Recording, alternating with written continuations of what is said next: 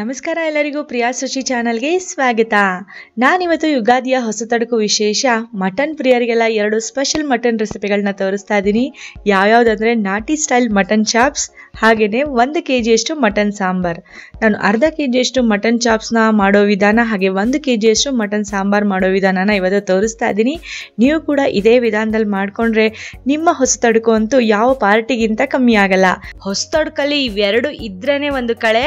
ಹಾಗಾಗಿ ಇವತ್ತಿನ ಈ ವಿಡಿಯೋದಲ್ಲಿ ನಾನು ಮೊದಲಿಗೆ ತೋರಿಸ್ತಾ ಇರುವಂತ ರೆಸಿಪಿ ಯಾವುದಂದ್ರೆ ಮಟನ್ ಸಾಂಬಾರ್. ಅದು ಕೂಡ 1 kg ಮಟನ್ ಅನ್ನು ಉಪಯೋಗಿಸಿ ಯಾವ ರೀತಿಯಾಗಿ ಸರಿಯಾದ ಮಸಾಲೆಗಳನ್ನ ಹಾಕಿ ಅಳತೆಯ ಪ್ರಕಾರ ಯಾವ ರೀತಿಯಾಗಿ ಮಟನ್ ಸಾರನ್ನ ಮಾಡೋದಂತ ಇವತ್ತಿನ ವಿಡಿಯೋದಲ್ಲಿ ನೋಡ್ಕೊಳ್ಳೋಣ. ನೀವು ಮಟನ್ ಸಾರು ಮಾಡುವಾಗ ಮಸಾಲೆಯನ್ನ ಸ್ವಲ್ಪ ಹೆಚ್ಚು ಕಡಿಮೆ ಸರಿಯಾಗಿ ಹಾಕಿಲ್ಲ ಅಂದ್ರೆ ಮಟನ್ ಸಾರಿನ ರುಚಿ ಚೆನ್ನಾಗಿ ಆಗೋದೇ ಇಲ್ಲ. ಹಾಗಾಗಿ ಇವತ್ತಿನ ವಿಡಿಯೋದಲ್ಲಿ ನೀವು ಪರ್ಫೆಕ್ಟ್ ಮಟನ್ ಸಾರನ್ನ ಯಾವ ರೀತಿಯಾಗಿ ಮಾಡೋದಂತ ನೋಡ್ಕೊಳ್ಬಹುದು. ಮೊದಲು 1 kg ಮಟನ್ ಅನ್ನ ತಗೊಳ್ಳಿ, ಚೆನ್ನಾಗಿ ತೊಳೆದು ಕ್ಲೀನ್ ಮಾಡಿ ಇಟ್ಕೊಳ್ಳಿ. ಈಗ ಮಟನ್ ಸಾರನ್ನ ಮಾಡೋದಕ್ಕೆ ಮಸಾಲೆ ರುಬ್ಕೊಳ್ಬೇಕು. 1 kg ಮಟನ್ಗೆ 1.5 ಕಪ್ನಷ್ಟು ತೆಂಗಿನಕಾಯಿ ತುರಿ ಬೇಕಾಗುತ್ತೆ. ತೆಂಗಿನಕಾಯಿ ತುರಿ ಅಥವಾ ಸಣ್ಣದಾಗಿ ಕಟ್ ಮಾಡಿ ಕೂಡ ಯೂಸ್ ಮಾಡ್ಬೋದು. 1.5 ಕಪ್ನಷ್ಟು ತೆಂಗಿನಕಾಯಿ ತುರಿ. ಅದಾದ್ಮೇಲೆ 1 ಗಡ್ಡೆಯಷ್ಟು ನಾನು ಬೆಳ್ಳುಳ್ಳಿಯನ್ನ ಸುಲಿಟ್ಕೊಂಡಿದ್ದೀನಿ. 1 kg ಮಟನ್ಗೆ 1 ಗಡ್ಡೆಯಷ್ಟು ಬೆಳ್ಳುಳ್ಳಿ ಅಂದ್ರೆ 2 ಚಮಚ ಬೆಳ್ಳುಳ್ಳಿ, 1 ಚಮಚಷ್ಟು ಅಂದ್ರೆ 1 ಇಂಚಷ್ಟು ಶುಂಠಿ ಬೇಕಾಗುತ್ತೆ. ಬೆಳ್ಳುಳ್ಳಿಯ ಅರ್ಧ ಭಾಗ. ಮತ್ತೆ ಅರ್ಧ ಇಂಚಷ್ಟು ನನಗೆ ಚಕ್ಕೆ ಬೇಕಾಗುತ್ತೆ. 12 ಲವಂಗ ಬೇಕು. 1 kg ಮಟನ್ಗೆ 12 ಲವಂಗ, 4 ಏಲಕ್ಕಿ ಬೇಕಾಗುತ್ತೆ. ಏಲಕ್ಕಿ ಕೂಡ 4 ಹಾಕೊಳ್ಳಿ. ಅರ್ಧ kg ಮಟನ್ ಇದ್ರೆ 2 ಹಾಕೊಳ್ಳಿ. 1 kgಗೆ 4 ಏಲಕ್ಕಿ ಬೇಕಾಗುತ್ತೆ. ಮತ್ತೆ 1.5 ಚಮಚಷ್ಟು ಧನಿಯಾ ಕಾಳನ್ನ ಹಾಕೊಳ್ಬೇಕಾಗುತ್ತೆ. ಯಾವುದು ಮಸಾಲೆ ಎಲ್ಲ ಹುರ್ಕೊಳ್ಳೋದು ಬೇಡ, ಕೇವಲ ಈರುಳ್ಳಿ ಮಾತ್ರ ಹುರ್ಕೊಳ್ಳೋದು. ಟೊಮ್ಯಾಟೊ ಕೂಡ ನಾನು ಒಂದೇ ಒಂದು ಟೊಮ್ಯಾಟೊ ತಗೊಂಡಿದ್ದೀನಿ. ನಾನು ಯಾಕೆ ಒಂದೇ ಒಂದು ಟೊಮ್ಯಾಟೊ ತಗೊಂಡಿದ್ದೀನಿ ಅಂದ್ರೆ ನಾನು ಹುಣಸೆ ರಸ ಕೂಡ ನೆನೆಸಿಟ್ಕೊಂಡಿದ್ದೀನಿ. ಹುಣಸೆ ಹಣ್ಣಿನ ರಸ ಕೂಡ ಇವತ್ತಿನ ಮಟನ್ ಸಾರಿಗೆ ತುಂಬಾನೇ ಮುಖ್ಯ, ಒಳ್ಳೆ ರುಚಿ ಕೊಡುತ್ತೆ. ಈಗ ನಾವು ಮೊದಲು ಈರುಳ್ಳಿಯನ್ನ ಚೆನ್ನಾಗಿ ಫ್ರೈ ಮಾಡ್ಕೊಂಡು ಬಂದ್ಬಿಡೋಣ. 2 ಈರುಳ್ಳಿ ತಗೊಂಡಿರೋದು ನಾನು ಇವತ್ತಿನ ಈ ಮಟನ್ ಸಾರಿಗೆ. ಈಗ ಯಾವ ಕುಕ್ಕರ್ನಲ್ಲಿ ನಾವು ಮಟನ್ ಸಾರು ಮಾಡ್ತೀವಲ್ಲ ಅದೇ ಕುಕ್ಕರ್ ತಗೊಳ್ಳೋಣ. ಅದಕ್ಕೇನೆ ಒಂದು 2 ಚಮಚಷ್ಟು ಎಣ್ಣೆ ಹಾಕಿ, ಎಣ್ಣೆ ಚೆನ್ನಾಗಿ ಕಾದ್ಮೇಲೆ ಈರುಳ್ಳಿ ಹಾಕೊಳ್ಳೋಣ. 2 ಈರುಳ್ಳಿನ ಸ್ಲೈಸ್ ಮಾಡ್ಕೊಂಡಿದ್ದೀನಿ ಅಂದ್ರೆ ಪೂರ್ತಿ ಹಾಕೊಳ್ಳೋಣ. ಸ್ವಲ್ಪ ಒಂದು 1/4 ಭಾಗದಷ್ಟು ಈರುಳ್ಳಿಯನ್ನ ನಾನು ಹಾಗೆ ಬಿಡ್ತೀನಿ ಮಟನ್ ಜೊತೆ ಒಗ್ಗರಣೆಗೆ ಹಾಕೊಳ್ಳೋದಕ್ಕೆ ಅಂತ. ಉಳಿದಿರೋ ಅಷ್ಟು ಈರುಳ್ಳಿಯನ್ನ ಚೆನ್ನಾಗಿ ಫ್ರೈ ಮಾಡ್ಕೊಳ್ತೀನಿ ಎಣ್ಣೆಯಲ್ಲಿ. ಒಳ್ಳೆ ಗೋಲ್ಡನ್ ಕಲರ್ ಬರೋ ತನಕ ಒಂದು 3-4 ನಿಮಿಷ ಚೆನ್ನಾಗಿ ಫ್ರೈ ಮಾಡ್ಕೊಂಡ್ರೆ ಸಾಕಾಗುತ್ತೆ. ನೋಡಿ, ಈ ತರ ಒಳ್ಳೆ ಗೋಲ್ಡನ್ ಕಲರ್ ಬಂದ್ರೆ ಸಾಕು. ಈಗ ಗ್ಯಾಸ್ ಫ್ಲೇಮ್ನ ಆಫ್ ಮಾಡ್ಕೊಳ್ತೀನಿ. ಒಂದು ಸಪರೇಟ್ ಬೌಲ್ನಲ್ಲಿ ನಾನು ಈರುಳ್ಳಿಯನ್ನ ತೆಗೆದಿಟ್ಕೊಳ್ತಾ ಇದ್ದೀನಿ. ಈಗ ನಾವು ಮಿಕ್ಸರ್ ಜಾರ್ನಲ್ಲಿ ಯಾವ್ಯಾವ ಪದಾರ್ಥಗಳನ್ನ ಹಾಕಿ ಮೊದಲು ರುಬ್ಕೊಳ್ಳೋದು ಅಂತ ನೋಡ್ಕೊಳ್ಳೋಣ.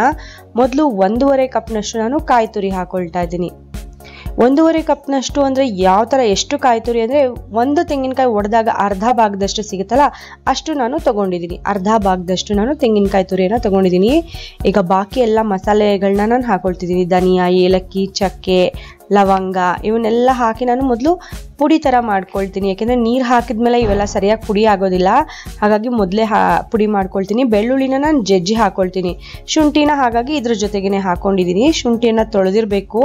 ಈರುಳ್ಳಿ ಮತ್ತೆ ಟೊಮೆಟೊನ ನೆಕ್ಸ್ಟ್ ಟ್ರಿಪ್ನಲ್ಲಿ ನಾನು ಹಾಕೊಳ್ತೀನಿ. ಯಾಕೆಂದ್ರೆ ಮೊದಲು ಒಣ ಮಸಾಲೆನ ಚೆನ್ನಾಗಿ ರುಬ್ಕೊಳ್ಳೋಣ.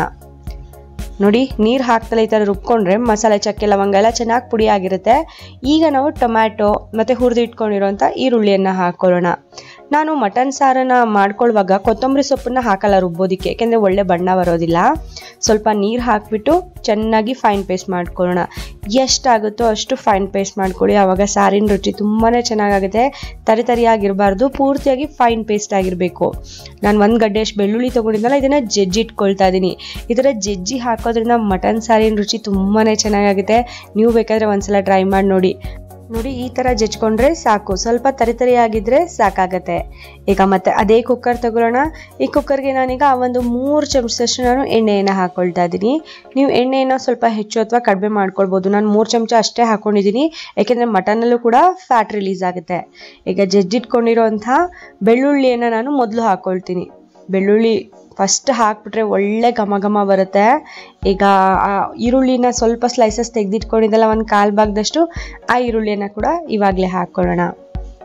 ಈರುಳ್ಳಿ ಮತ್ತೆ ಬೆಳ್ಳುಳ್ಳಿಯನ್ನ ಹಾಕಿ ಒಂದು 30 ಸೆಕೆಂಡ್ಗಳ ಕಾಲ ಚೆನ್ನಾಗಿ ಫ್ರೈ ಮಾಡ್ಕೊಳ್ಬೇಕು. ಚೆನ್ನಾಗಿ ಫ್ರೈ ಮಾಡಿದ್ಮೇಲೆ ಇದನ್ನ ಮಟನ್ ಕೂಡ ಇದ್ರ ಜೊತೆಗೇನೆ ಹಾಕಿ ಮಟನ್ ಜೊತೆಗೇನೆ ಚೆನ್ನಾಗಿ ಫ್ರೈ ಮಾಡ್ಕೊಳ್ಳೋಣ. ಈಗ ಸ್ವಲ್ಪ ಲೈಟಾಗಿ ಗೋಲ್ಡನ್ ಕಲರ್ ಬಂದಿದೆ ಬೆಳ್ಳುಳ್ಳಿ ಎಲ್ಲ. ಈಗ ನಾನು ಮಟನ್ನ ಹಾಕೊಳ್ತಾ ಇದ್ದೀನಿ. 1 kg ಅಷ್ಟು ಮಟನ್ನ ಚೆನ್ನಾಗಿ ತೊಳೆದಿಟ್ಕೊಂಡಿದ್ದೆ. ಈ ಮಟನ್ನ ನಾನು ಇವಾಗ ಹಾಕೊಳ್ತಾ ಇದ್ದೀನಿ. ಪೂರ್ತಿ ಮಟನ್ ಹಾಕೊಂಡಿದ್ದೀನಿ. ಮಟನ್ ಹಾಕಿದ ತಕ್ಷಣ ನಾವು ಮೊದಲು ಹಾಕಬೇಕಾಗಿರೋದು 2.5 ಚಮಚದಷ್ಟು ಅಚ್ಚ ಖಾರದ ಪುಡಿ. ಮೊದಲು ಖಾರ ಹಾಕ್ಬಿಡ್ಬೇಕು, ಆವಾಗಲೇ ಸಾರಿನ ಕಲರ್ ತುಂಬ ಚೆನ್ನಾಗಿ ಬರುತ್ತೆ. ಖಾರದ ಪುಡಿ ಹಾಕಿದ್ಮೇಲೆ 1.5 ಚಮಚದಷ್ಟು ನಾನು ಕಲ್ಲುಪ್ಪನ್ನ ಹಾಕೊಳ್ತಿದ್ದೀನಿ. ನೀವು ಯಾವ ಉಪ್ಪು ಬಳಸ್ತೀರೋ ಅದನ್ನು ಹಾಕೊಳ್ಳಿ. 2.5 ಚಮಚದಷ್ಟು ಖಾರದ ಪುಡಿ, 1.5 ಚಮಚದಷ್ಟು ಕಲ್ಲುಪ್ಪು ಮತ್ತು 1/4 ಚಮಚದಷ್ಟು ಅರಿಶಿನ ಕೂಡ ಹಾಕೊಂಡಿದ್ದೀನಿ. ಎಲ್ಲವನ್ನ ಚೆನ್ನಾಗಿ ಮಿಕ್ಸ್ ಮಾಡ್ಕೊಳ್ತಾ ಎಣ್ಣೆಯಲ್ಲಿ ಚೆನ್ನಾಗಿ ಫ್ರೈ ಮಾಡ್ಕೊಳ್ಬೇಕು. ನೀವು ಮಟನ್ ಸಾರು ಮಾಡೋದಕ್ಕಿಂತ ಮುಂಚೆ ಉಪ್ಪು ಖಾರ ಹಾಕಿ ಮಟನ್ನ ಎಷ್ಟು ನಿಮಿಷ ಚೆನ್ನಾಗಿ ಫ್ರೈ ಮಾಡ್ತಿರಲ್ಲ, ಸಾರಿನ ರುಚಿ ಅಷ್ಟು ಚೆನ್ನಾಗಾಗುತ್ತೆ. ಸಾರಲ್ಲಿರೋ ಮಟನ್ನ ರುಚಿ ತುಂಬಾ ಚೆನ್ನಾಗಾಗುತ್ತೆ.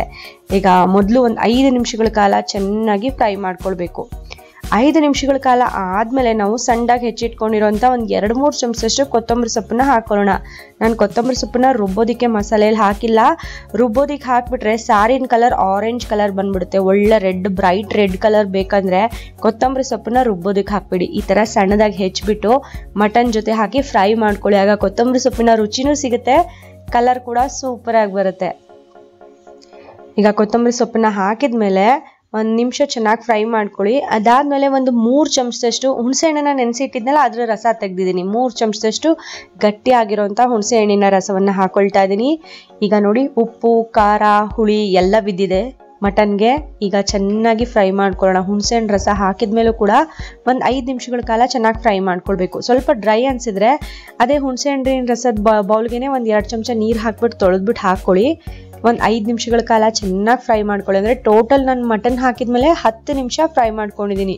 5 ನಿಮಿಷ ಮೊದಲು ಮತ್ತು ಹುಣಸೆ ಹಣ್ಣು ರಸ ಹಾಕಿದ್ಮೇಲೆ ಮತ್ತೆ 5 ನಿಮಿಷಗಳ ಕಾಲ, ಪೂರ್ತಿ 10 ನಿಮಿಷಗಳ ಕಾಲ ಚೆನ್ನಾಗಿ ಫ್ರೈ ಮಾಡ್ಕೊಂಡು ಆದಮೇಲೆ ನಾವು ಆ ರುಬ್ಬಿಟ್ಕೊಂಡಿರೋಂಥ ಮಸಾಲ ಪೇಸ್ಟ್ನ ಹಾಕೊಳ್ಳೋಣ.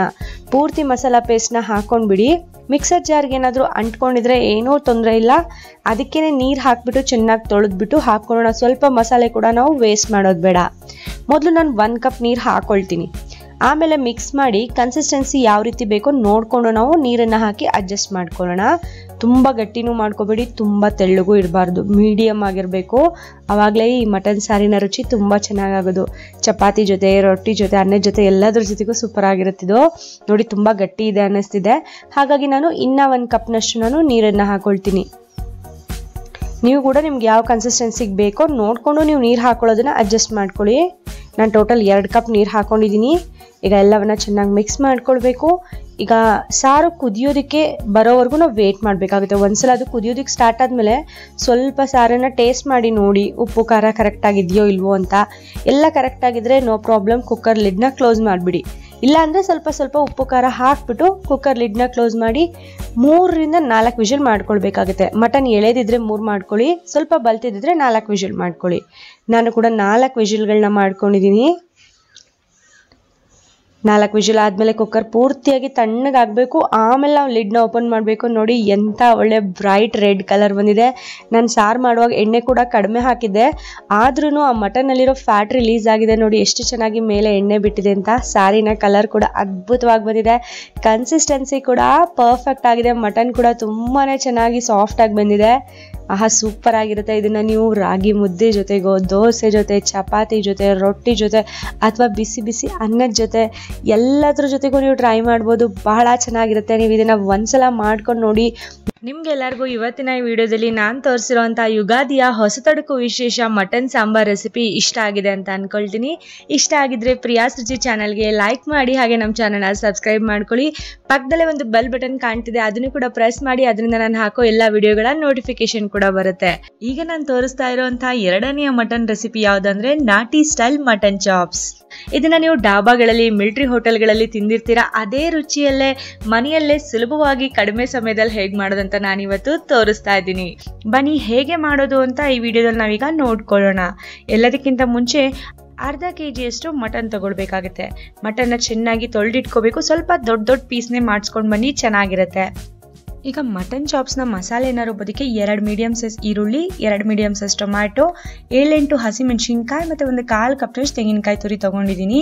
ಈಗ ಈರುಳ್ಳಿ ಮತ್ತು ಹಸಿಮೆಣಸಿನ್ಕಾಯಿನ ಮೊದಲು ಎಣ್ಣೆಯಲ್ಲಿ ಹುರ್ಕೊಳ್ಬೇಕು, ಆಮೇಲೆ ಟೊಮ್ಯಾಟೊ ಹಾಕೊಂಡು ಹುರ್ಕೊಳ್ತೀನಿ. ಇದ್ರ ಜೊತೆಗೆ ಮಸಾಲೆ ಪದಾರ್ಥಗಳು ಅರ್ಧ ಇಂಚು ಚಕ್ಕೆ, 2 ಏಲಕ್ಕಿ, ಒಂದು 8ರಿಂದ 10 ಲವಂಗ ತಗೊಳ್ಳೋಣ, ಅರ್ಧ ಕಪ್ನಷ್ಟು ಪುದೀನ ಸೊಪ್ಪು, 1 ಕಪ್ನಷ್ಟು ಕೊತ್ತಂಬರಿ ಸೊಪ್ಪು. ಚೆನ್ನಾಗಿ ತೊಳೆದಿಟ್ಕೋಬೇಕು 2 ಸೊಪ್ಪನ್ನು. ಈಗ ನಾವೇನು ಮಾಡಬೇಕಂದ್ರೆ ಮಿಕ್ಸರ್ ಜಾರ್ನಲ್ಲಿ ಮೊದಲು ಕಾಯಿ ತುರಿಯನ್ನು ಹಾಕ್ಕೊಳ್ಳೋಣ. ಯಾಕೆಂದರೆ ಈರುಳ್ಳಿ ಟೊಮೆಟೊ ಹಸಿಮೆಣಸಿಕಾಯಿನ ಹುರ್ಕೊಳ್ಬೇಕಲ್ವಾ, ಹಾಗಾಗಿ ಮೊದಲು ಕಾಯಿ ತುರಿ ಅಷ್ಟೇ ಮಾತ್ರ ನಾನು ಇವಾಗ ಹಾಕ್ಕೊಳ್ತಾ ಇದ್ದೀನಿ. ಈಗ ಕಾಯಿ ತುರಿಯನ್ನು ಮೊದಲು ಹಾಕ್ಕೊಳ್ಳೋಣ.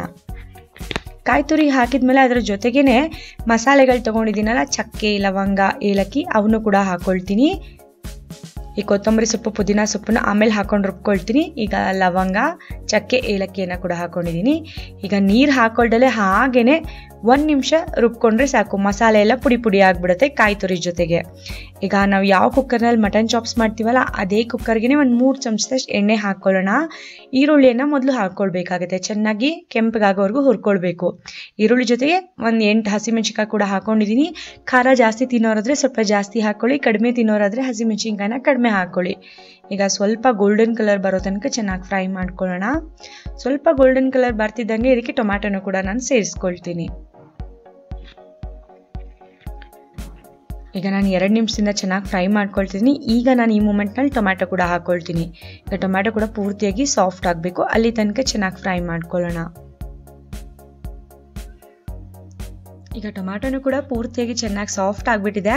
ಈಗ ಇದಕ್ಕೆ ನಾನು ಕೊತ್ತಂಬರಿ ಸೊಪ್ಪು ಮತ್ತು ಪುದೀನ ಸೊಪ್ಪನ್ನು ಹಾಕ್ಕೊಳ್ತಾ ಇದ್ದೀನಿ. 1 ಕಪ್ನಷ್ಟು ಚೆನ್ನಾಗಿ ತೊಳೆದಿರೋ ಕೊತ್ತಂಬರಿ ಸೊಪ್ಪು, ಅರ್ಧ ಕಪ್ನಷ್ಟು ಚೆನ್ನಾಗಿ ತೊಳೆದಿಟ್ಕೊಂಡಿರೋಂಥ ಪುದೀನ ಸೊಪ್ಪು. ಇದನ್ನು ಕೇವಲ 30 ಸೆಕೆಂಡ್ ಅಷ್ಟೇ ಫ್ರೈ ಮಾಡ್ಕೊಳ್ಳೋಣ. ಸ್ವಲ್ಪ ಬತ್ತೋಗ್ಬಿಡುತ್ತೆ, 30 ಸೆಕೆಂಡ್ಗೆ ಬತ್ತೋಗ್ಬಿಡುತ್ತೆ. 30 ಸೆಕೆಂಡ್ ಫ್ರೈ ಮಾಡಿ ಗ್ಯಾಸ್ ಫ್ಲೇಮ್ನ ಆಫ್ ಮಾಡ್ಕೊಂಬಿಡೋಣ. ಈಗ 30 ಸೆಕೆಂಡ್ ಆಗಿದೆ, ಗ್ಯಾಸ್ ಫ್ಲೇಮ್ನ ಆಫ್ ಮಾಡಿದ್ದೀನಿ. ಈ ಮಸಾಲೆಯನ್ನು ಪೂರ್ತಿಯಾಗಿ ತಣ್ಣಗಾದ್ಮೇಲೆ ಇದನ್ನು ಅದೇ ಮಿಕ್ಸರ್ ಜಾರಿಗೆ, ತೆಂಗಿನಕಾಯಿ ತುರಿ ಮತ್ತು ಮಸಾಲೆ ಹಾಕಿ ರುಬ್ಕೊಂಡಿದ್ದಲ್ಲ ಅದೇ ಮಿಕ್ಸರ್ ಜಾರ್ಗೆ ಹುರಿದಿರೋ ಅಂಥ ಪದಾರ್ಥಗಳನ್ನ ಹಾಕಿ ಸ್ವಲ್ಪ ನೀರು ಹಾಕಿ ಪೂರ್ತಿಯಾಗಿ ಫೈನ್ ಪೇಸ್ಟ್ ಮಾಡ್ಕೊಳ್ಳೋಣ. ನೋಡಿ ಎಂಥ ಒಳ್ಳೆ ಬಣ್ಣ ಬಂದಿದೆ ಮಸಾಲ ಪೇಸ್ಟು. ನೋಡಿ ಈ ಥರ ಸ್ವಲ್ಪ ತರಿತರಿಯಾಗಿದ್ದರೆ ಮಟನ್ ಚಾಪ್ಸ್ ಚೆನ್ನಾಗಿರುತ್ತೆ. ಪೂರ್ತಿ ನುಣ್ಣಗೆ ಗಂಧ ಥರ ರುಬ್ಕೋಬೇಡಿ, ಸ್ವಲ್ಪ ತರಿತರಿಯಾಗಿರಲಿ. ಈಗ ಮತ್ತೆ ಅದೇ ಕುಕ್ಕರ್ಗೆ 3 ಚಮಚದಷ್ಟು ಎಣ್ಣೆ ಹಾಕ್ಕೊಳ್ತಾ ಇದ್ದೀನಿ. ಕಡಿಮೆ ತಿನ್ನೋರಾದರೆ ಸ್ವಲ್ಪ ಕಡಿಮೆ ಬೇಕಾದರೂ ಹಾಕ್ಕೊಳ್ಬೋದು. ಈಗ ಫ್ರೆಶ್ ಆಗಿರೋಂಥ ಚೆನ್ನಾಗಿ ತೊಳೆದಿರೋಂಥ ಮಟನ್ನ ಹಾಕ್ಕೊಳ್ತಾ ಇದ್ದೀನಿ. ಅರ್ಧ ಚಮಚದಷ್ಟು ಅರಿಶಿನ ಹಾಕ್ಕೊಳ್ಳೋಣ, ಒಳ್ಳೆ ಬಣ್ಣ ಬರುತ್ತೆ. ಒಂದು ಅರ್ಧ ಅಥವಾ ಒಂದು 1/4 ಭಾಗದಷ್ಟು ಈರುಳ್ಳಿಯನ್ನು ತೆಳ್ಳಗೆ ಸ್ಲೈಸ್ ಮಾಡಿ ಹಾಕ್ಕೊಳ್ಳೋಣ, ಚೆನ್ನಾಗಿರುತ್ತೆ. ಈಗ ಒಂದು 2-3 ಚಮಚದಷ್ಟು ಪುದೀನ ಸೊಪ್ಪನ್ನು ಕೂಡ ಇವಾಗ ಹಾಕ್ಕೊಳ್ತಾ ಇದ್ದೀನಿ, ಒಳ್ಳೆ ಫ್ಲೇವರ್ ಬರುತ್ತೆ. ಅರಿಶಿನ, ಈರುಳ್ಳಿ ಮತ್ತು ಪುದೀನ ಸೊಪ್ಪನ್ನು ಹಾಕಿ ಚೆನ್ನಾಗಿ ಫ್ರೈ ಮಾಡ್ಕೊಳ್ಳೋಣ. 1 ನಿಮಿಷಗಳ ಕಾಲ ಚೆನ್ನಾಗಿ ಫ್ರೈ ಮಾಡ್ಕೊಳ್ಬೇಕು. 1 ನಿಮಿಷ ಫ್ರೈ ಮಾಡಿ ಆದಮೇಲೆ ಇದಕ್ಕೆ ಉಪ್ಪನ್ನು ಹಾಕ್ಕೊಳ್ತಾ ಇದ್ದೀನಿ. 1 ಚಮಚ ಉಪ್ಪು ಹಾಕ್ಕೊಳ್ತಾ ಇದ್ದೀನಿ. ನೀವು ನಿಮ್ಮ ರುಚಿಗೆ ತಕ್ಕ ಹಾಗೆ ಹಾಕ್ಕೊಳ್ಳಿ. ಹಾಗೆಯೇ 1 ಚಮಚದಷ್ಟು ಶುಂಠಿ ಬೆಳ್ಳುಳ್ಳಿ ಪೇಸ್ಟ್ ಕೂಡ ಹಾಕ್ಕೊಳ್ತಾ ಇದ್ದೀನಿ. 1 ಚಮಚದಷ್ಟು ಧನಿಯಾ ಪುಡಿ. ಶುಂಠಿ ಬೆಳ್ಳುಳ್ಳಿ ಮತ್ತು ಧನಿಯಾನ ನಾನು ರುಬ್ಬಕ್ಕೆ ಹಾಕ್ಕೊಂಡಿಲ್ಲ, ಹಾಗಾಗಿ ಇವಾಗ ಹಾಕ್ಕೊಳ್ತಾ ಇದ್ದೀನಿ. ಅರ್ಧ ಚಮಚ ಕಾಳು ಮೆಣಸಿನ ಪುಡಿ ಕೂಡ ಹಾಕ್ಕೊಂಡಿದ್ದೀನಿ. ರುಚಿಗೆ ತಕ್ಕಷ್ಟು ಉಪ್ಪು, ಧನಿಯಾ ಪುಡಿ, ಶುಂಠಿ ಬೆಳ್ಳುಳ್ಳಿ ಪೇಸ್ಟ್ ಮತ್ತು ಕಾಳು ಮೆಣಸಿನ ಪುಡಿಯನ್ನು ಹಾಕ್ಕೊಂಡಿದ್ದೀನಿ. ಎಲ್ಲವನ್ನು ಚೆನ್ನಾಗಿ ಮಿಕ್ಸ್ ಮಾಡ್ಕೊಳ್ತಾ 5 ನಿಮಿಷಗಳ ಕಾಲ ಚೆನ್ನಾಗಿ ಫ್ರೈ ಮಾಡ್ಕೊಳ್ಬೇಕು. ಆಗ ಮಟನ್ಗೆ ಚೆನ್ನಾಗಿ ಉಪ್ಪು ಕೂಡ ಹಿಡಿಯುತ್ತೆ ಮತ್ತು ರುಚಿ ಕೂಡ ಚೆನ್ನಾಗಾಗುತ್ತೆ ಈ ಥರ ಫ್ರೈ ಮಾಡ್ಕೊಳ್ಳೋದ್ರಿಂದ. ನೀವು ಮಸಾಲೆ ಹಾಕೋದಕ್ಕಿಂತ ಮುಂಚೆನೇ ಒಂದು 5-6 ನಿಮಿಷ ಚೆನ್ನಾಗಿ ಹೈ ಫ್ಲೇಮ್ನಲ್ಲೇ ಫ್ರೈ ಮಾಡ್ಕೊಳ್ಳಿ. ಈಗ ಮಟನ್ ಎಲ್ಲ ಚೆನ್ನಾಗಿ ಫ್ರೈ ಆಗಿಬಿಟ್ಟಿದೆ 5-6 ನಿಮಿಷದಿಂದ. ಈಗ ನಾನು ಗ್ರೈಂಡ್ ಮಾಡಿ ತೆಗೆದಿಟ್ಕೊಂಡಿದ್ದೀನಲ್ಲ ಆ ಮಸಾಲ ಪೇಸ್ಟನ್ನ ನಾನು ಹಾಕ್ಕೊಳ್ತಾ ಇದ್ದೀನಿ.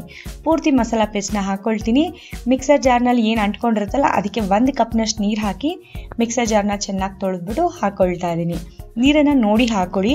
ಫಸ್ಟ್ 1 ಕಪ್ ಹಾಕಿ ಒಂದ್ಸಲ ಚೆನ್ನಾಗಿ ಮಿಕ್ಸ್ ಮಾಡಿ ಆಮೇಲೆ ನೋಡ್ಕೊಳ್ಳಿ. ತುಂಬ ಗಟ್ಟಿ ಇದೆ ಅನಿಸಿದ್ರೆ ಇನ್ನೂ ಒಂದು ಅರ್ಧ ಕಪ್ನಷ್ಟು ನೀವು ಹಾಕ್ಕೊಳ್ಬೋದು.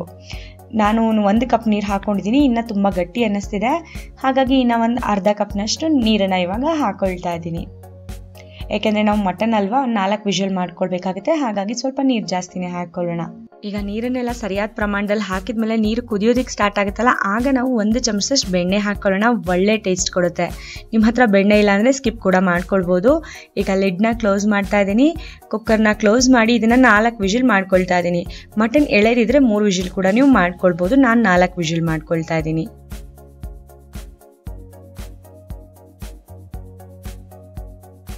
ಈಗ 4 ವಿಷಲ್ ಕೂಡ ಆಗಿದೆ. ಕುಕ್ಕರ್ ತಣ್ಣಗಾಗಿದೆ. ಕುಕ್ಕರ್ದ ಲಿಡ್ನ ನಾನು ಓಪನ್ ಮಾಡ್ತಾ ಇದ್ದೀನಿ. ನೋಡಿ ನಮ್ಮ ಮಟನ್ ಚಾಪ್ಸ್ ಎಷ್ಟು ಚೆನ್ನಾಗಿದೆ, ಮೇಲೆ ಎಷ್ಟು ಚೆನ್ನಾಗಿ ಎಣ್ಣೆ ಬೆಣ್ಣೆ ಎಲ್ಲ ಮೇಲೆ ಬಿಟ್ಟಿದೆ. ಮಟನ್ ಪೀಸ್ಗಳು ಕೂಡ ಪರ್ಫೆಕ್ಟಾಗಿ ಬೆಂದಿದೆ.